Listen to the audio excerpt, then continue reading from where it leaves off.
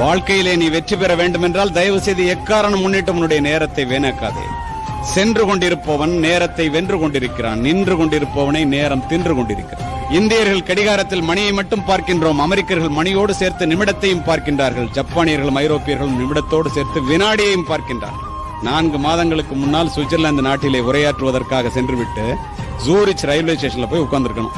ட்ரெயினை பிடிக்கணும், ஜெர்மனி போறது. 8:03 போன நான் புறப்பட்டுட்டேன்.